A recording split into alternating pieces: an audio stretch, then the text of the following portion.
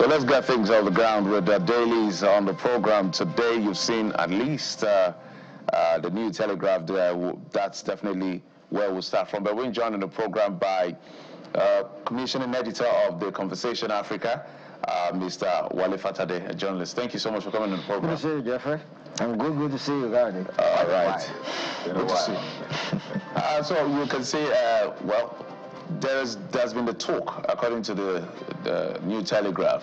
I guess former President Olusegun Obasanjo, who is always speaking. His comments are not in short supply. In fact, some people were saying that they are waiting for his letter to Muhammadu Buhari, to Bola Tinubu, because he's had this thing about writing letters from Goodluck Jonathan. I remember the one he wrote to Muhammadu Buhari then, when he said it's time to unmount the horse, and that generated controversy. That's ahead of 2019.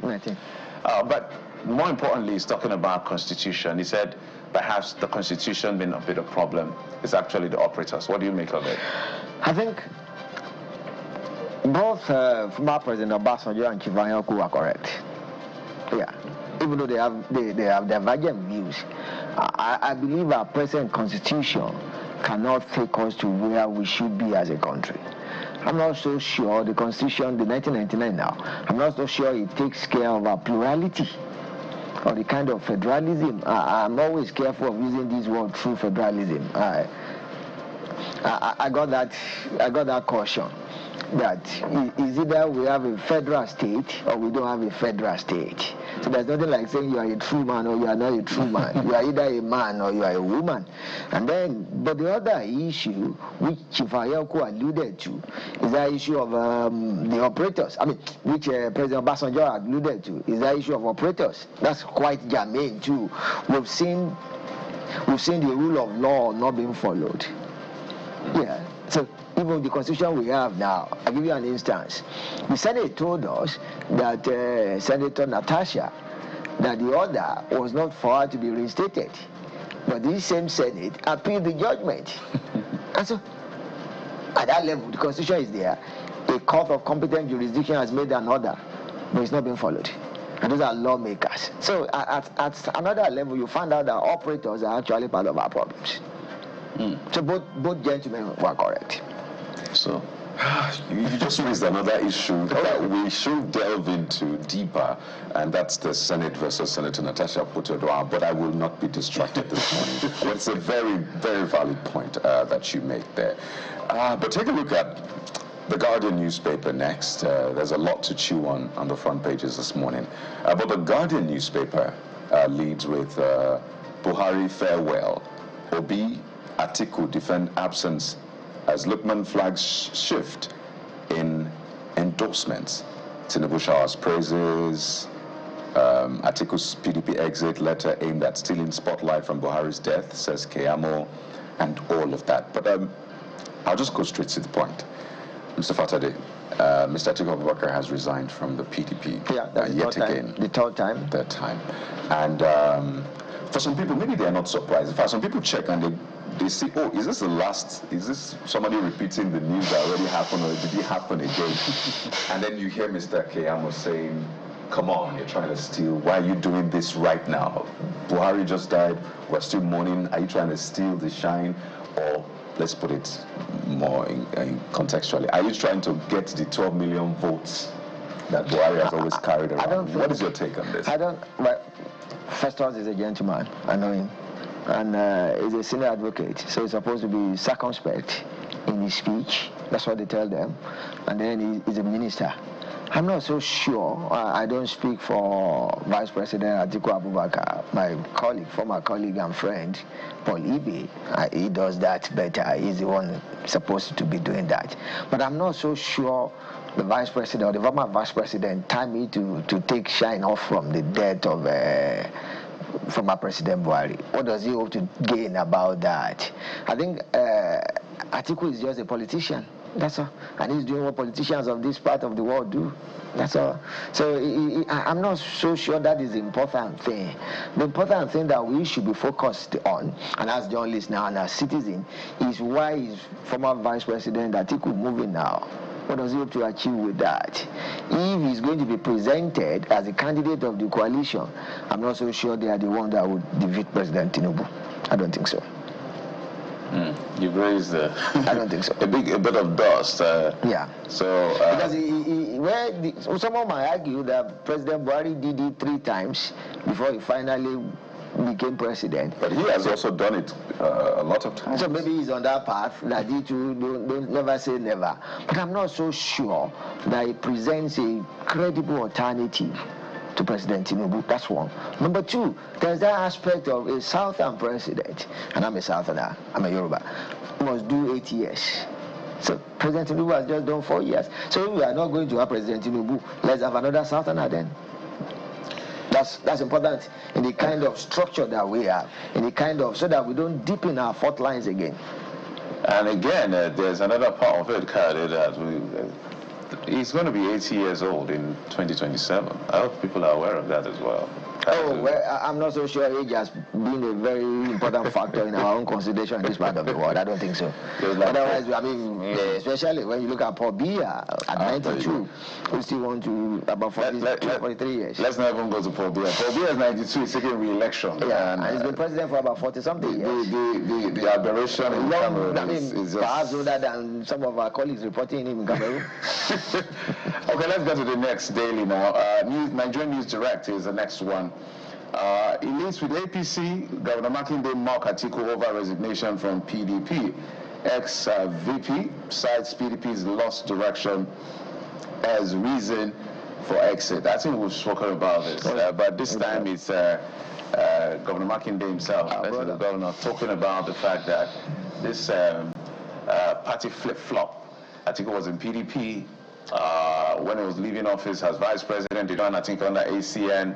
And then ran again. But Governor Makinde too does not have the moral right to say that. Okay. He has switched parties too, not once, about 2 times before he became governor. Yeah, he was on the SDP. Yeah. He ran for governor under the SDP. Yeah. And I think the people told him that, yeah, we love SDP, we love the horse, but this horse cannot take you far. Yeah, so you need a vehicle. He's not the one that should say that. He has switched parties too. And switching parties in Nigeria is not a big deal.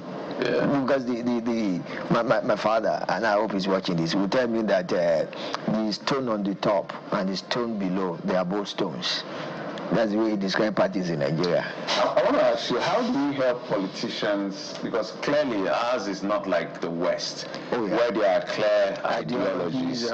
You can't be pro-life and pro-choice. You can't be liberal or welfarist. So there are clear dichotomies. So for instance, if you look through the United States, which is one of the places where we draw strongly from in terms of our democracy, you will see that there are times... no, part of it. Supposedly, just in the structure. Yes, part of it. No, at least what is written in the book. Then I'm what is written in the book, I understand. So you'll see that there was a time that either the Republican or the Democratic Party won overwhelmingly. More like, was there a second party in this election? They were just participating. But the other parties stuck to their guns because there are clear ideological differences. You can't just... It's like a man and a woman.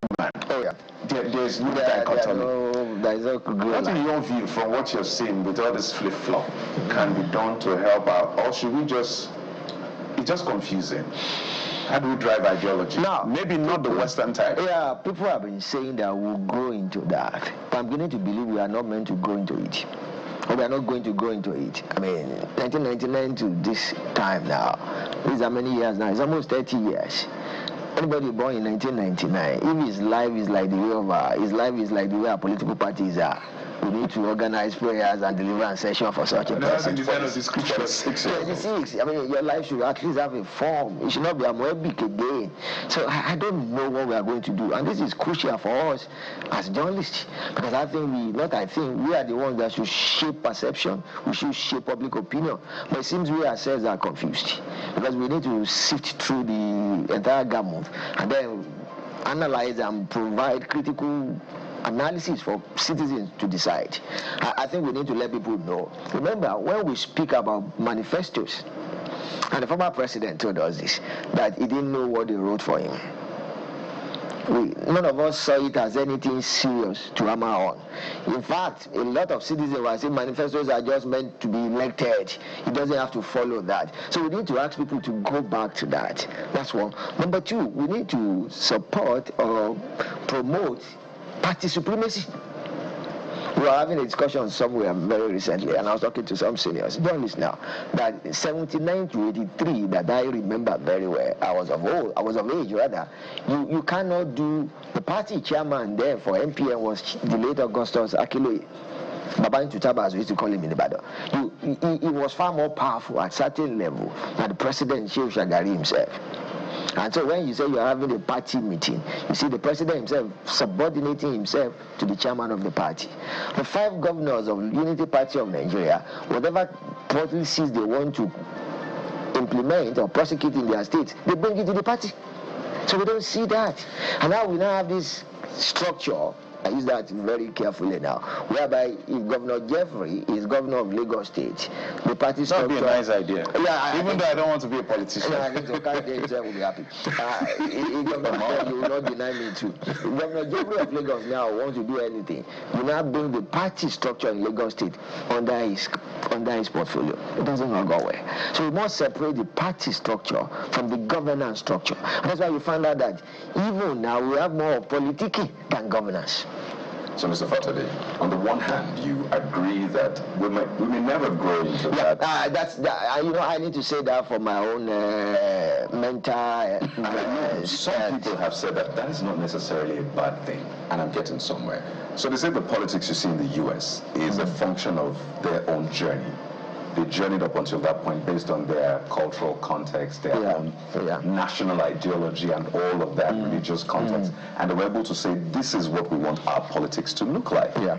Now, they're coming from a different place. We're also coming from a different place. They left subjugation in England and they wanted a free land. For us, now, when you refer to those parties, and that was post-colonial era. Yeah. Then we had military coming, mixed things up. We had some sort of military came in again. But the party was structured in the First Republic. It was strong rather in the First Republic. But in the 90s. It was strong in the Second Republic. But in the early 90s, there was a major change, which is now what we're seeing now. Exactly. So the question is this.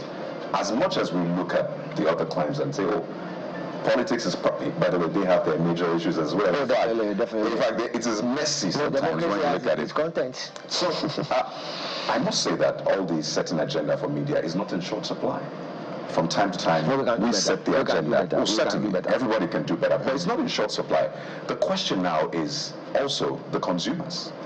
And I think we're very into that matter entirely. When we go into Civics 101, the citizenry has been so pulverized and pommeled that they don't even know what is good for them again. And it's so sad. That basic Civics 101, your rights, your entitlement, we have lost that. And you now see us to be in more of Stockholm syndrome, whereby we are in love with our change. Let's even say we cannot espouse the complexities that we're trying to wrap our brain around that you talk about for your own mental health.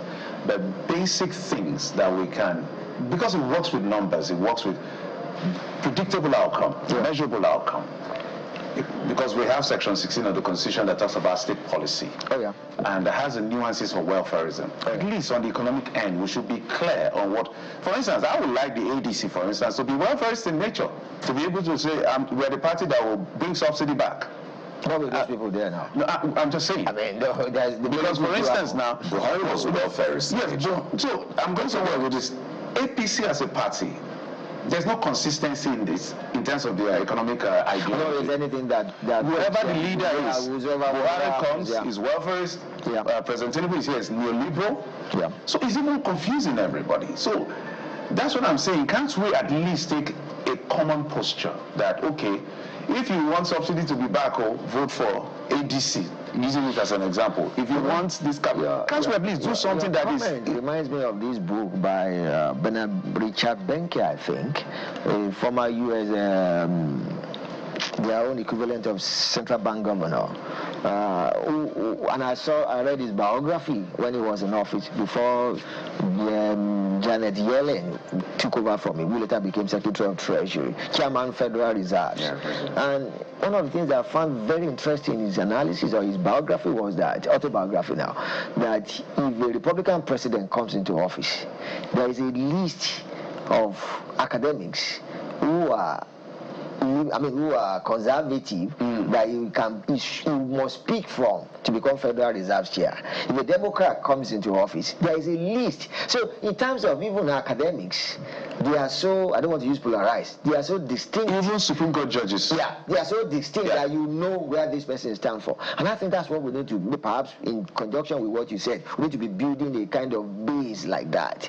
But then we need to have more, a kind of stronger party structure. Not these inchoate that we have. If you look at Britain today, you can safely predict who will be the next prime minister for Labour or Conservative. And that's a European thing. I mean, if you go to Czechia, for example, the current president already knows that elections have not been conducted, but already knows it's not coming back in that sense. Among their undergraduates, they have Conservative Students Club.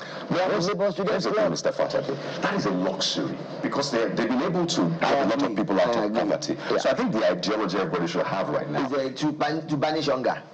I think that's the ideology. Let's have one ideology first. Then we can transition to... It is technically the same. President Bola Tinubu... Yes. That's the basic ideology. Because man does not hear whether you are I totally agree. We're just saying that this flip-flop, this inconsistencies... The other thing, Kayode, is that whichever ideology you profess, it should lead to that. Yeah, sure, but it doesn't most times because what we're saying is that you can either fly straight from here to New York, or you fly from here to London before you fly to New York. But we will go to this Nigeria. I mean, this conversation is this Nigeria next. We're going to this Nigeria. But I just wanted to mention that Buhari was welfarist, right? Didn't remove subsidy. Yeah. But this government came... had some Empower, all these whatever. But this government came and is saying lots of corruption. We printed money to the high ways and means because he was trying to keep that welfarist sense. Now this government has come and said, you know what, let's leave things, but it's still challenging for the average Nigerian. So when you look at the welfarists, they say it was challenging. You come to the person trying to make it as liberal, it's also challenging. I think that brings the question of the management of the process itself at the end of the day. Because if, for instance, I'm proposing to the ADC to be welfarist, I'll say all of them have said we have removed subsidy. I understand. What we're saying in essence is to the fact that it's not just to say we will put subsidy back. How would you sustain it? Because the issue around subsidy is about sustainability. It's not that subsidy is bad, but you have the fund. You can send your child to Unilag or send your child to Harvard. It's still school you're going to, but the fees, they don't smile at each other, right? So, with the greatest sense of great Unilag, by the way. This Nigeria newspaper is next. A very interesting conversation, but take a look at this Nigeria. It's on 2027, and it talks about that vote. Scramble for Buhari's 12 billion votes begins, and Mr. Fatale said this is just politicians. I think that's just playing on words. Yeah, those 12 million votes. So you think it's really not a thing, the 12 million votes? 12 million votes. Let's look at the analysis of the last election. I mean, look at that. Was there any substantial difference? So there's no 12 million votes. About 2 million or less than 2 million between PDP and APC, if I remember very well. No. And by the way, if you had combined the PDP and Labour votes, they would have, President Tinubu would not be president today. So you think 12 million is a fallacy? No, it's a fallacy now. But things are so fluid, things are changing. I mean, you are not even sure where this will land. The major thing, hold on please, Jeffrey. If ADC do not throw up a southern candidate, that's a major factor. Yeah. If ADC throws up a southern candidate, that's another major factor. Mr. Fatale, we're talking about ADC, so I have a breaking news. The just wanted to have fun with it. I have a breaking news. Coming in from Aredele Momodu has just resigned from the PDP as well. So is that breaking news? Because at least officially, if fulfill Johnson 111 officially, we want you to disgrace. So let me read his letter. Yeah, we know the nuances have been around because it's dated July the 17th. So And today, July 17. Yes, it's breaking. Yes, your teachers are proud of you. Okay, let's start again. Breaking news. Mr. Dele Momodu has now resigned from the People's Democratic Party to join the ADC. But it's interesting. I want to read the letter, and now it's captured. I wish to inform you of my decision to resign from our political party, PDP, with immediate effect. My reason is simple and straightforward. Our party has been unarguably hijacked by anti-democratic forces from within and outside in broad daylight.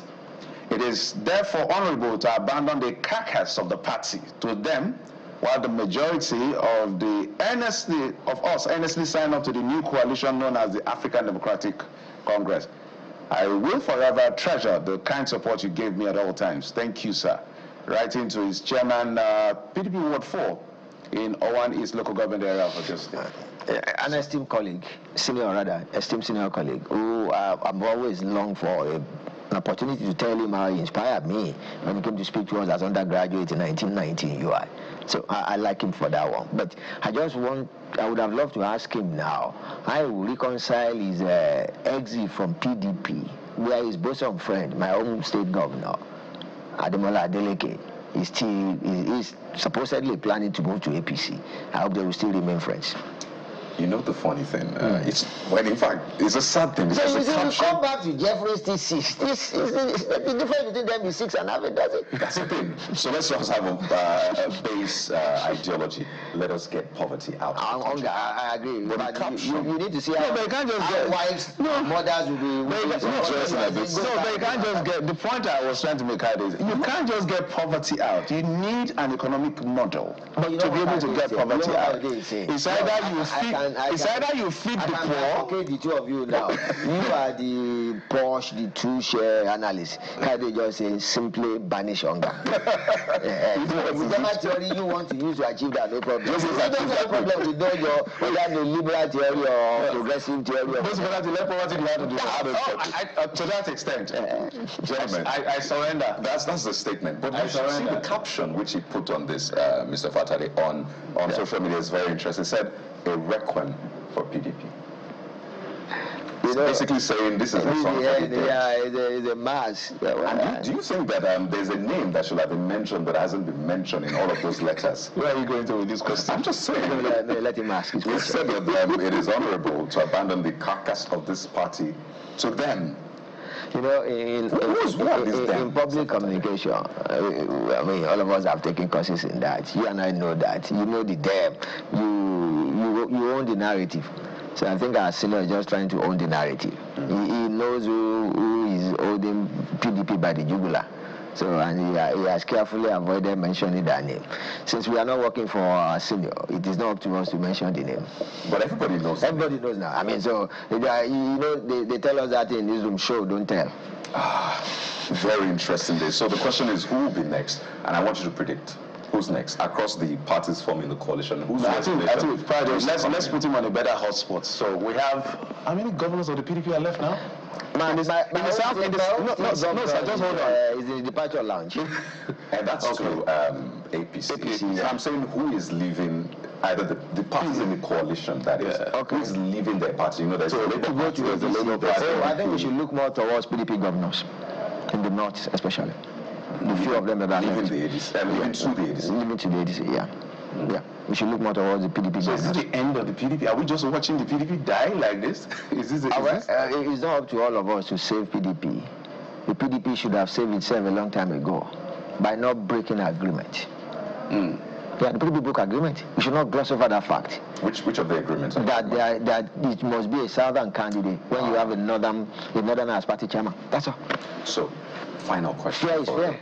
You didn't mention Mr. Peter Obi. Do you think he's going to resign as well, the Labour Party, and join the ADC? Almost likely, but I'll feel so sad for him if he does that. Because I hope I'm wrong. I can wager it that I'm not sure he's going to get the ADC presidential ticket. I don't think so. On that note, we'll let you be. Journalist, commissioning editor of The Conversation in Africa, Wale Fatade. It was quite an enjoyable session with you. Thank you, sir, for coming on the program. I appreciate it. And we'll take a quick break. When we come back, all of this talk, we'll talk directly to the people in the eye of the storm. Is this storm now or a movement? Paul Ibe is the media aide to the former Vice President Atiku Abubakar. He was the one that released the letter to the world to say, my principal has finally said, I'm not doing this again, I'm heading to the ADC. That question, all of the questions around it is what we'll be asking him after this break. Join us again.